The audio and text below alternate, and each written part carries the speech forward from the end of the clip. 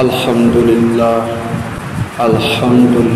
وکفا وسلام علی عبادہ الذین اصطفی اما بعد اعوذ باللہ من الشیطان الرجیم بسم اللہ الرحمن الرحیم ما کان محمد ابا احد من رجالکم ولكن رسول الله وخاتم النبيين وكان الله بكل شيء عليما سبحانك لا علم لنا إلا ما علمتنا إنك أنت العليم الحكيم رب اشرح لي صدري ويسر لي أمري واحلل عقدة من لساني يفقهوا قولي ان اللہ وملائکتہ یصلون علی النبی یا ایھا الذین آمنوا صلوا علیہ وسلموا تسلیما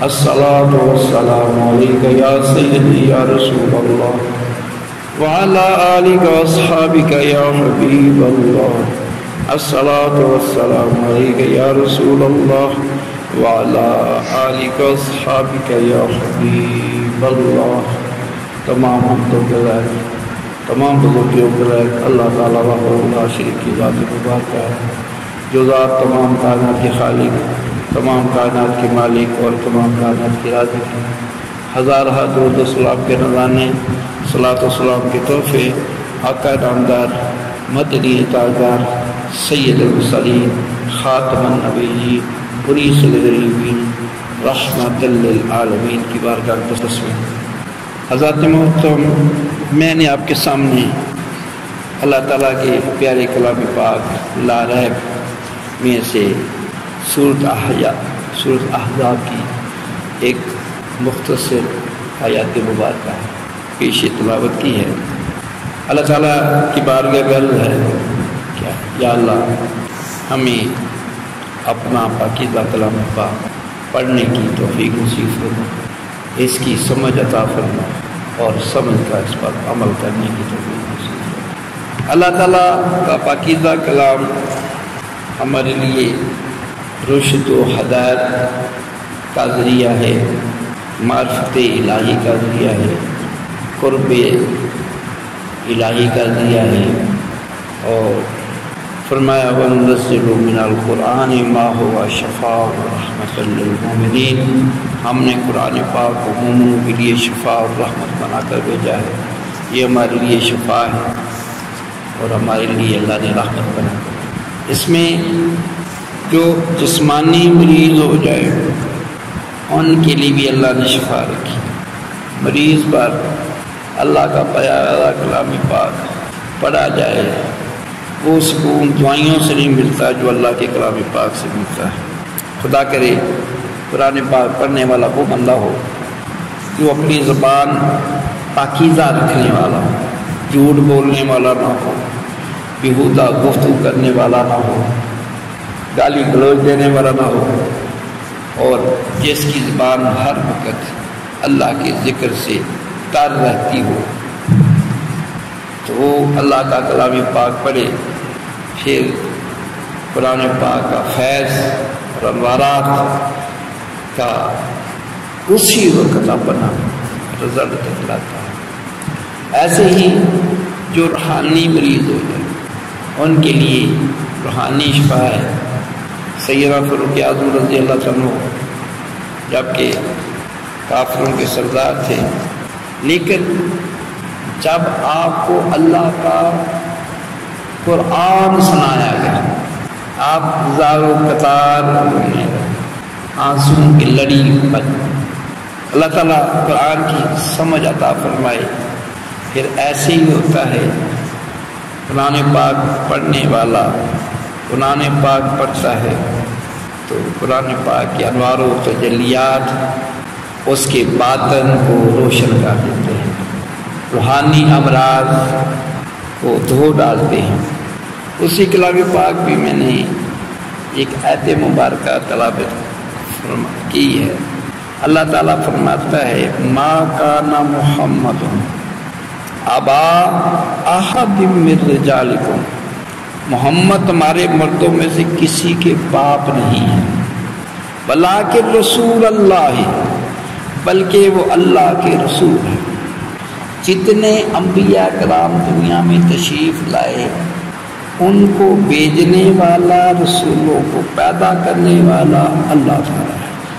یہاں پر ہم سلیکشن کرتے ہیں، M P A M N A کی، M P D M N A, پھر جو ہے وزیر اعظم کی سلیکشن کرتے ہیں، وزیر اعلیٰ کی سلیکشن کرتے ہیں، یہ سلیکشن ہماری ہیں۔ لیکن نبوت یہ سلیکشن اللہ کی ہے۔ اللہ تعالیٰ انبیاء کرام کو مبعوث فرماتا ہے۔ مال کے کائنات میں 1,24,000 کم و بیش انبیاء کرام مبعوث فرماتے، اور ان نبیوں کی صورت اور سیرت باقی تمام لوگوں سے ممتاز ہے، ان کا حسن و جمال۔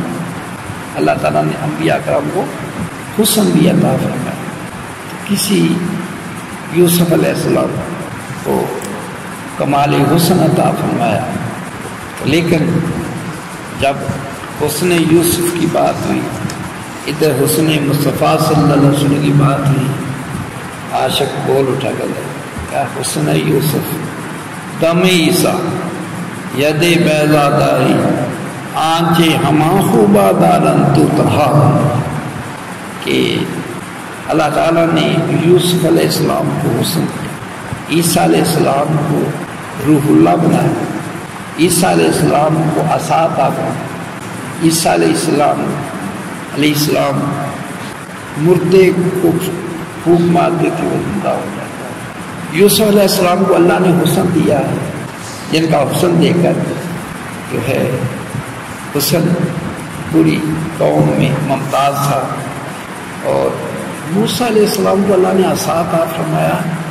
آپ نے بکریوں کے لیے پتے جاننے ہوتے، جتنا مرضی بلند درخت ہوتا وہ عصا وہاں پہنچ جاتا۔ تو فرمایا کہ اللہ تعالیٰ نے یوسف علیہ السلام کو حسن دیا، عیسیٰ علیہ السلام کو روح اللہ بنایا، اور موسیٰ علیہ السلام کو عصا عطا فرمایا جتنی وہ تمام انبیاء کرام کے اندر خوبیاں اللہ نے عطا فرمائی ہیں، اے پیارے محبوب آپ اکیلوں میں اللہ تعالیٰ نے اتنی ان سے زیادہ خوبیاں دی، تو آپ اکیلوں میں وہ ساری خوبیاں پائی جاتی ہیں۔ اگر عیسیٰ علیہ السلام نے مردوں کو زندہ فرمایا، آپ نے بھی جابر جنہوں کے بیٹے دونوں فوت ہو گئے تھے ان کو زندہ فرمایا۔ قتادہ رضی اللہ کی آنکھ نکل گئی، آپ نے لعاب دہن لگا کر آنکھ لگائی، آنکھ صحیح سلامت ہو گئی۔ اور عیسیٰ علیہ السلام، موسیٰ علیہ السلام کا عصا مبارک کو اللہ نے جو ہے کرامت عطا فرمائی، آپ عصا کھڑا کرتے جہاں تک درخت جب پہنچ جاتا، لیکن وہ تو موسیٰ علیہ السلام کا عصا ہے، درخت جتنا ہماری بلند ہے وہاں پر عصا پہنچ گیا، لیکن یہ قریب آقا ہوا ہے انگلی کے اشارے، انگلی کا اشارہ چاند تک پہنچا، چاند کو دو رکھنے کا۔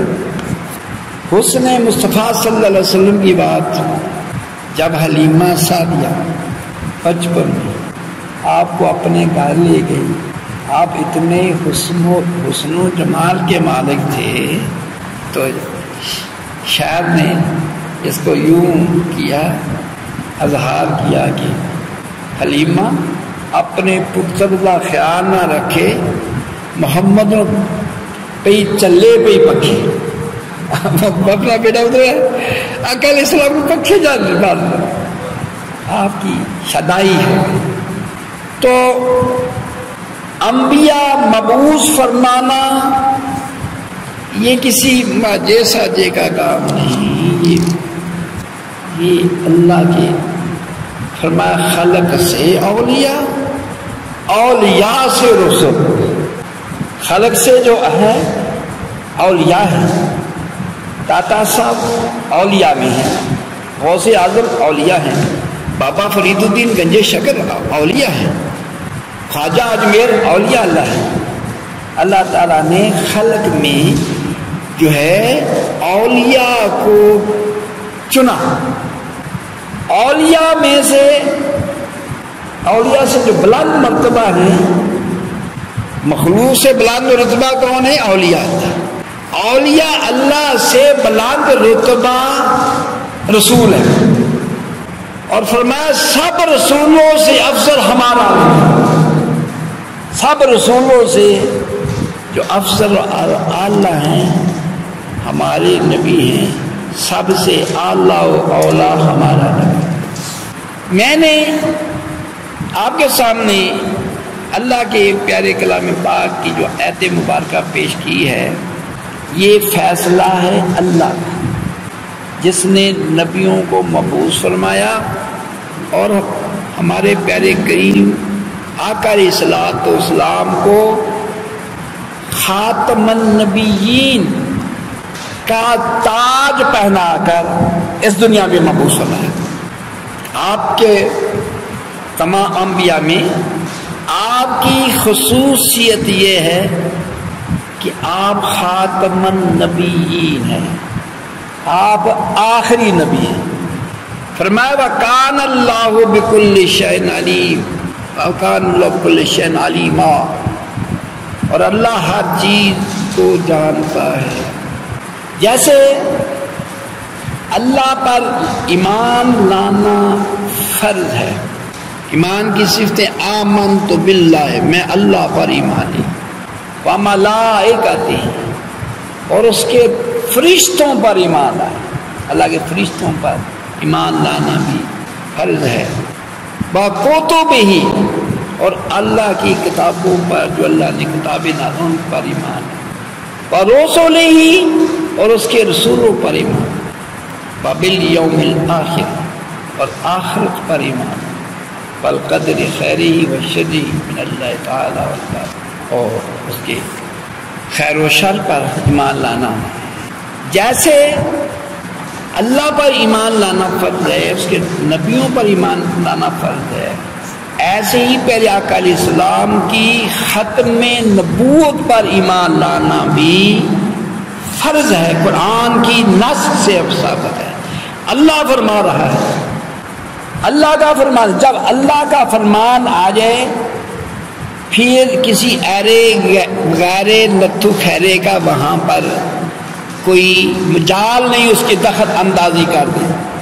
اللہ تعالیٰ فرماتا ہے وَلَٰكِن رَسُولَ اللَّهِ وَخَاتَمَ النَّبِيِّينَ، بلکہ وہ اللہ کے رسول ہیں، رسول اللہ صلی اللہ علیہ وسلم، محمد رسول اللہ صلی اللہ علیہ وسلم اللہ کے رسول ہیں اور خاتم النبیین ہیں، آخری نبی ہے۔ اس آیت کا اگر کوئی نبی آپ کے بعد کسی نبی کو مانتا ہے کہ نبی، تو وہ کافر ہو گیا۔ آپ کے خاتم النبیون سے کوئی انکار کسی نے کیا وہ کافر ہو گیا۔ رب کائنات نے فرمایا کہ محبوب آپ کو ہم نے آخری نبی بنا کر دیا، اور دوسری جگہ ارشاد باری تعالیٰ ہے الیوم اکملت لکم دینکم واتممت علیکم نعمتی وردیت لکم الاسلام دینا، آج میں نے تمہارے لیے تمہارا دین مکمل کر دیا۔ جب دین مکمل ہو جائے پھر کسی اور نبی کی لوڑ نہیں رہتی۔ اللہ فرماتا ہے آقا علیہ السلام کی خاتم النبیین پر دلالت کرتا ہے کہ میں نے دین کو مکمل کر دیا، اور فرمایا وَأَتْمَمْتُ عَلَيْكُمْ نِعْمَتِي، اور تم پر اپنی نعمت پوری کر دی ہے، اور میں نے تمہارے لیے اسلام کو بطور دین پسند کر لیا ہے۔ اللہ تعالیٰ نے ہمارے لیے دین اسلام کو پسند فرمایا ہے۔ اللہ تعالیٰ نے ارشاد فرمایا ہے وَأَتْمَمْتُ علیکم نعمتی، اور تم پر اپنی نعمت کو ہم نے پورا کر دیا، نعمت۔ تو ابن کثیر لکھتے ہیں کہ اللہ پاک کا اس امت پر سب سے بڑا انعام یہ ہے کہ ان کے لیے ان کا دین مکمل کر دیا ہے۔ جب دین اللہ نے مکمل کر دیا تو اب کسی اور نبی کی حاجت نہیں، ضرورت نہیں، دین مکمل ہو چکا ہے۔ تو اب یہ نہ کسی اور دین کا محتاج ہے، نہ کسی نبی کا محتاج ہے کہ اور نبی آئے گا تو باقی معاملات وہ پورے کرے گا۔ تو کیا ہے، اللہ تعالیٰ نے آپ پر نبوت کا دروازہ بند کر دیا، آپ کو تمام مخلوقات کے لیے آپ نے، اللہ تعالیٰ نے آپ کو نبی بنا کر بھیجا۔ اور قرآن پاک میں تیسری جگہ حکم ہے وما ارسلناک الا کافۃ للناس بشیرا ونذیرا، فرمایا رسول اللہ صلی اللہ علیہ وسلم کی مبعوث ہونے کے بعد اللہ پاک نے نبیوں کا سلسلہ قیامت تک کے لیے ختم فرما دیا ہے۔ آقا علیہ السلام کی تشریف آورنے کے بعد اللہ تعالیٰ نے قیامت تک جو ہے نبیوں کا سلسلہ جو ہے وہ ختم فرما دیا، اور آقا علیہ السلام کے بعد خلافت اور نیابت کا سلسلہ اللہ نے قائم فرما دیا۔ اب کیا ہے، خلافت اور نیابت، نائب رسول۔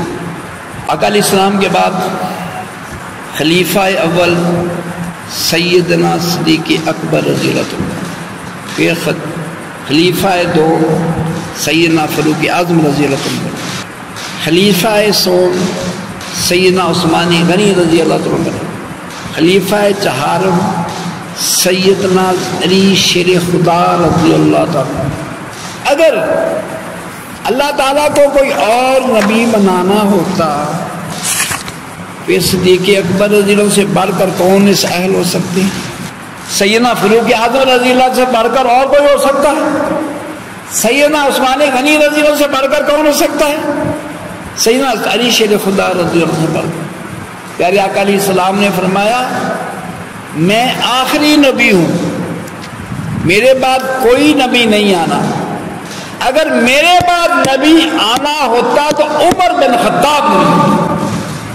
کریم آقا علیہ السلام، آقا علیہ السلام اپنی مرضی سے نہیں بولتے، اللہ کی مرضی سے، آپ کا فرمانا اللہ کا۔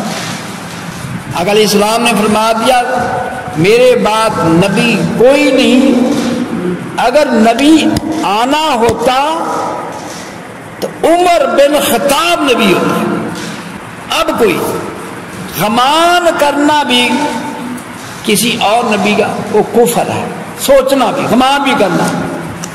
اللہ اس کے رسول صلی اللہ علیہ وسلم کا اچل فیصلہ ہے کہ آپ نے فرمایا میں آخری نبی ہوں، میرے بعد کوئی نبی نہیں۔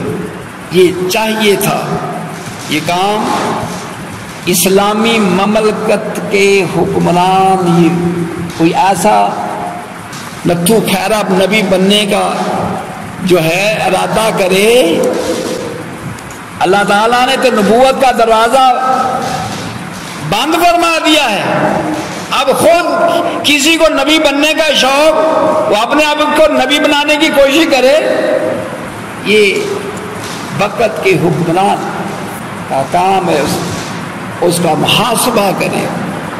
لیکن آج کے حکمران یہ یہود و نصارہ کے ہی پیروکار ہیں، ان کی مرضی کے مطابق چلتے ہیں۔ کاش یہ مدینے والی سرکار کے پیروکار ہوتے اور دین اسلام کے محافظ ہوتے۔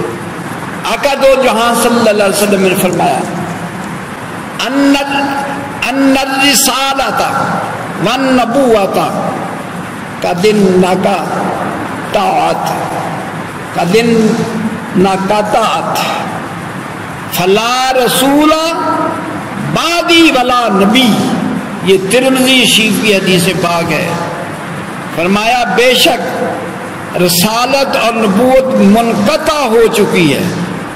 جب اتنے اٹل فیصلے ہوں، فرمایا نبوت اور رسالت منقطع ہو چکی ہے، بس میرے بعد کوئی رسول ہوگا نہ نبی ہوگا، نہ رسول ہوگا نہ نبی ہوگا. تو آقا دو جہاں صلی اللہ علیہ وسلم کے فرمان کے مطابق، اللہ کے فرمان کے مطابق، ہمارے پیارے نبی، ہم سب کے محبوب آقا، اللہ کے محبوب امام الانبیاء صلی اللہ علیہ وسلم کو اللہ تعالیٰ نے آخری نبی بنا کر بھیجا. آپ کے بعد کو نبی ہونے کا دعویٰ کرے وہ جھوٹا ہے، مکار ہے، دروغ ہے. اللہ تعالیٰ نے نبوت اور رسالت کا دروازہ، نسائی شریف کی حدیث پاک ہے، آقا دو جہاں صلی اللہ علیہ وسلم ارشاد فرمایا انا آخر الانبیاء وانتم آخر الامم. آقا دو جہاں صلی اللہ علیہ وسلم نے فرمایا میں آخری نبی ہوں، اور امت سے فرمایا اے میرے غلاموں تم آخری امت ہو. اب اس کے بعد کوئی جھوٹا نبوت کا دعویٰ کرے وہ جھوٹا ہے، مکار ہے، دروغ ہے. ہمارے پیارے آقا صلی اللہ علیہ وسلم سچے نبی ہیں، آخری نبی ہیں، اللہ کے محبوب ہیں، اور اللہ تعالیٰ نے آپ کو ان شانوں سے سرفراز فرمایا جو تمام انبیاء کرام سے ممتاز ہیں. اللہ تعالیٰ نے میرے محبوب صلی اللہ علیہ وسلم کو عرشوں پر معراج کی نعمت سے سرفراز فرمایا، اور وہاں پر اللہ تعالیٰ نے آپ کو امامت کے مسئلے پر کھڑا فرما کر یہ بتا دیا کہ یہ آخر الزمان نبی جو ہے آئے تو آخر میں ہیں، لیکن سب نبیوں کے امام، سب نبیوں سے رتبے میں افضل ہیں. تو اللہ حضرت فرماتے ہیں خلق سے اولیاء، اولیاء سے رسول، سب رسولوں سے افضل ہمارا آقا دو جہاں صلی اللہ علیہ وسلم کے زمانے میں بھی ایک بے ایمان نے نبی ہونے کا دعویٰ کیا. ابو بکر صدیق رضی اللہ عنہ کے دور میں اس جھوٹے نبی کا قلقمہ کیا. اس میں 1200 مسلمان حفاظ علماء قرآن نے جام شہادت نوش فرمائی اس بے ایمان کو واصل جہنم کرنے کے لیے. ہر مسلمان کے لیے عقیدہ ختم نبوت نہایت ضروری ہے، اس کی حفاظت کرنا. جو بھی نبی ہونے کا دعویٰ کرے بغیر سوچے سمجھے فیصلہ کہ جھوٹا ہے، مکار ہے. جب اللہ تعالیٰ نے ہمارے نبی صلی اللہ علیہ وسلم کو آخری نبی بنا کر بھیجا، اب اور کوئی نبی کا تصور کرنا بھی گناہ ہے اور کفر ہے. ہمارے پیارے نبی صلی اللہ علیہ وسلم آخر الزمان نبی ہیں. اللہ تعالیٰ نے ہمیں شرف عطا فرمایا کہ اس محبوب صلی اللہ علیہ وسلم کا امتی بننے کا شرف عطا فرمایا.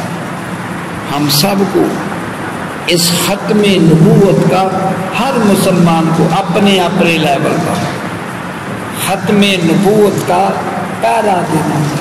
اللہ تعالیٰ درجات کو بلند فرمائے. خادم حسین رضوی صاحب انہوں نے وقت کے حکمرانوں سے ٹکر لی. نہ ان کے پاس پولیس تھی، نہ فوج تھی، ان کے پاس ایمان تھا، ایمان کی طاقت، اور ان کے ساتھ ایمان والے جڑتے گئے، ملتے گئے. الحمدللہ اللہ تعالیٰ نے ان کو وہ فتح نصرت عطا فرمائی. یہ جھوٹا گروہ، یہ کذاب جو اپنا قانون کے اندر مرضیت کے لیے کوئی شک رکھنا چاہتے تھے، انہوں نے مرد حق بن کر اس کے لیے جو ہے دیوار بنے اور اس کا مقابلہ کیا۔ تو ایمان اندر ہو تو یہ حکمرانوں سے بھی ٹکر لی جا سکتی ہے۔ تو بہرحال ہمیں عقیدہ ختم نبوت کا پہرا دینا ہے۔ انہوں نے، ان دجالی فرقے نے اسلام کو دھچکا دینے کے لیے کئی قسم کے حربے استعمال کیے، اور یہ سب یہود و نصارہ کی پیداوار ہے، کفر کی پیداوار ہے۔ اللہ تعالیٰ اس فتنے سے، اس کے شر سے ہمارے ایمان کو محفوظ فرمائے۔